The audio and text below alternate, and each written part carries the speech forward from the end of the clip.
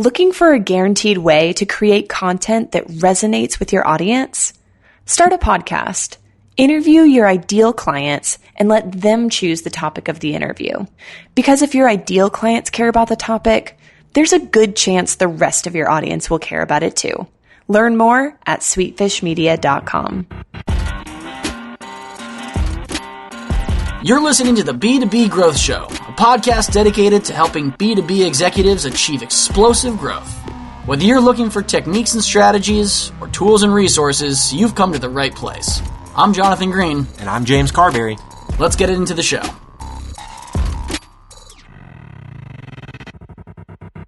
Welcome back to the B2B Growth Show. Today we are joined by Babak Azad. Babak is the founder of Round 2 Partners and a performance marketing expert. Babak, welcome to the show. Thank you. Glad to be here. It's great to have you here. We're going to be talking today about how to use the customer lifetime value model to identify the key levers in your business. But before we get into that, maybe you can tell our listeners a little about what you've been up to and what you and the Round 2 Partners have been up to lately. Sure. Yeah. So just by way of context and background and how I kind of got here, just very briefly, I spent 8 years, and really that's where I learned performance marketing and direct response was at Beachbody. So I spent, I was there from 100 million to $1 billion. So Beachbody is P90X, Insanity, all those infomercial products and Shakeology. Oversaw finance and analytics, and then for the last few years managed media and customer acquisition. So I left a couple of years ago and been working on Round 2 Partners. Essentially, we work with brands that are trying to scale their performance marketing campaigns. And so it's customer acquisition, retention, analytics, basically playing a bit of a virtual CMO role. And, work with folks as big as Stitch Fix, and Wantable in the apparel subscription space, and ButcherBox, and most recently Tastemade. So that's a handful of the folks that we work with, really helping them scale their performance marketing campaigns. Well, that's fantastic. I mean, obviously sort of Beachbody rather. I mean, definitely big time. Everyone has seen the commercials. Everyone knows what it is that you're talking about. I do have to ask now, in working with them, did you ever, were you also working on your Beachbody? Did you ever do the P90X? Did you ever take advantage of any of the product? Yeah, absolutely. I mean, I think that one thing, certainly all the products are very legit. The biggest challenge everyone has with any program is consistency, is opening the box or turning it on and then doing it and showing up every day. Yep. But yeah, I mean, I've always tried to be fairly active, and I rode crew in college. I've biked, done triathlons, things like that. So, that's great. Yeah, no, my first few months there, I did P90X because I needed to prove to myself that the programs were in fact legit. So yeah, no, they're awesome. You just got to follow them. Just got to keep doing it. Well, that's great. Putting your money where your mouth is. So today we're going to be talking, like I said, about the customer lifetime value model. And so let's kind of start with what it is and what it isn't. What is this model made up of? Right. The whole point of the model is to capture. Some people call it customer lifetime value model, unit economics, a margin model. The whole point is to capture what are the lifetime revenues you get from a customer, and what are all the costs associated with it. And the reason for this is, one, if you're running paid media, you need to know essentially how much you're making on a customer to figure out how much you can afford to spend to acquire them. And then the second part, which I think a lot of people underestimate, is to understand the key levers in the business. And so whether it's a product business or a services business, the concept is the same, which is, what are all the revenues, and whether, depending on your business constraints and cash constraints and goals, you may only look 30 days, 60 days out. Maybe you look out 2 years. But essentially trying to capture gross margin so that you can figure out how much can you actually afford to acquire the customer for, and then really then to hone in on each of the line items. Again, a product business is going to have product costs, shipping and fulfillment. A services business, it may be personnel, marginal cost of, servicing a customer, whether it's software, technology, personnel. And then really it's about putting people to be accountable for increasing either the revenues or the costs, while at the same time really making sure to be building the brand. Yeah, yep, absolutely. So in your mind, the real value of this kind of model is twofold.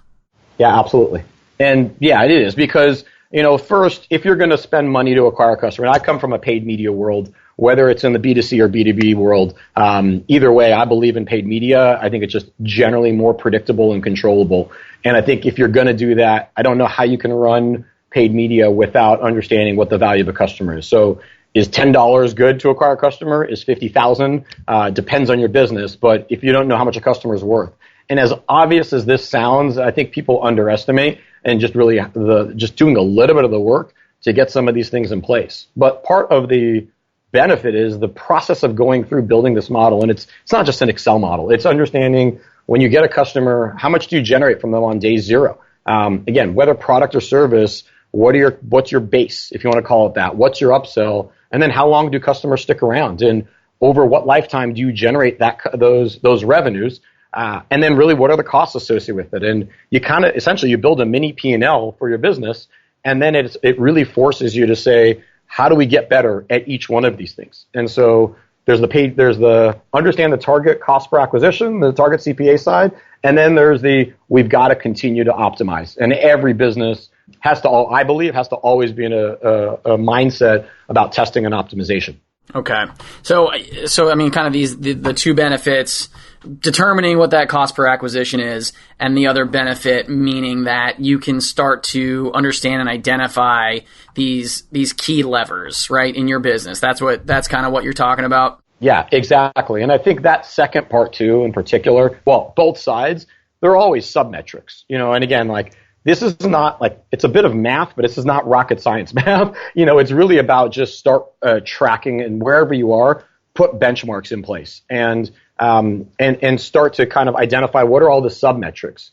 For example, on the cost side, and let's say it's a physical product business, you may have like a shipping cost that you have per box or per order, but there may be all these, sub-metrics like SLAs, time in transit, things like that. If you're a service business, you may have those similar kinds of concepts, but they apply differently, and there may not be a shipping, but it may be how you deliver, what's the turnaround time, what are your SLAs, things like that. But it's about start with some core metrics and some core things, and then you're clearly going to have some sub metrics.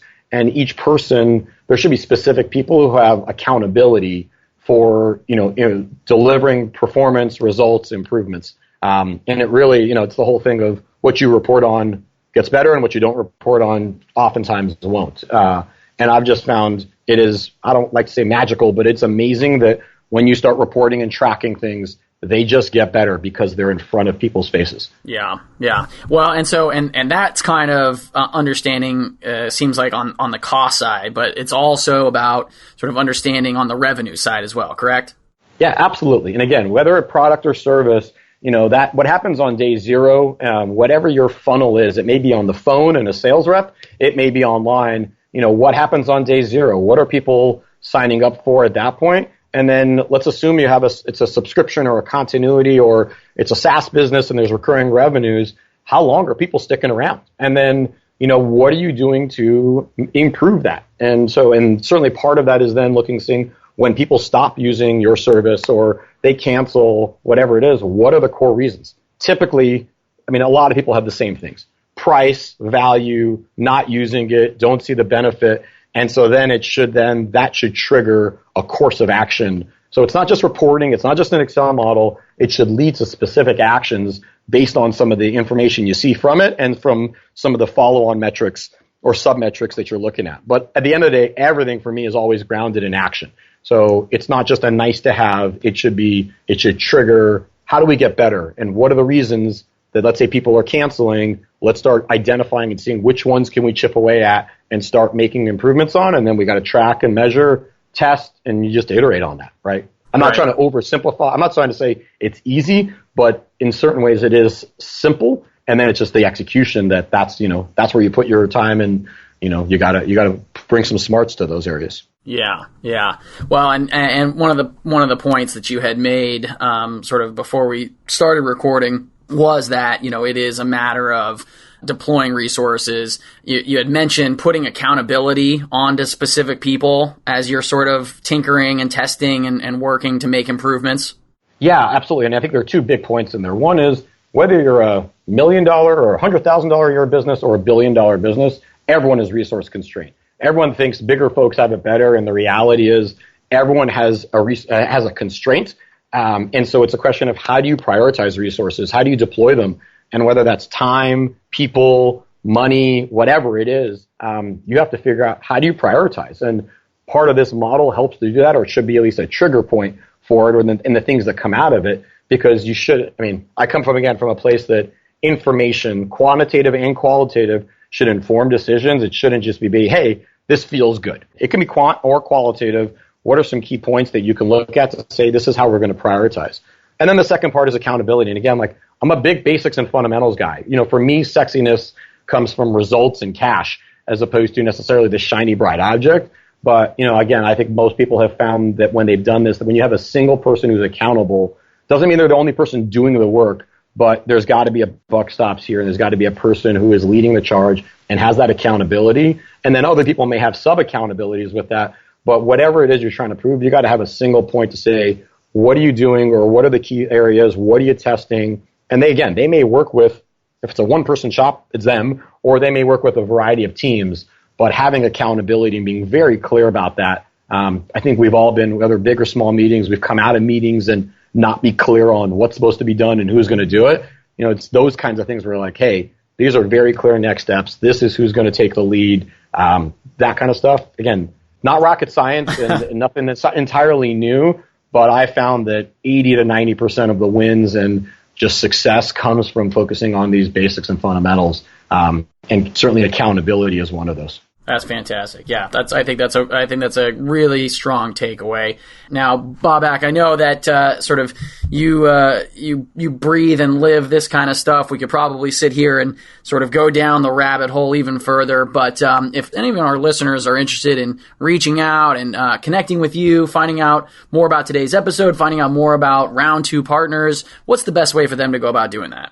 Sure. I think there are two quick, easy places. One's the site. It's round2partners.com. I guess uppercase doesn't matter online, but it's all letters, so all the way through. And then my blog, where a lot of my content is, I actually have a model. It's all available there. It's at babakazad.com, BABAKAZAD.com. That's the business side, and then my blog where a lot of my content sits. Perfect. Well, we'll make sure to include a link to the blog in the show notes. Babak, thank you so much again for your time. It was a pleasure having you on the show today. Absolutely. I appreciate being here. Thank you. If you've been getting value from this podcast, you can help us reach more people by reviewing the show on iTunes. Here's how you can leave a review in less than a minute. Open your podcast app and tap the search icon in the bottom right corner. Type in B2B Growth, then select our show. Once you're there, tap the Reviews tab and tell us what you think of the show. These reviews help us out a ton. Thank you so much for listening. Until next time.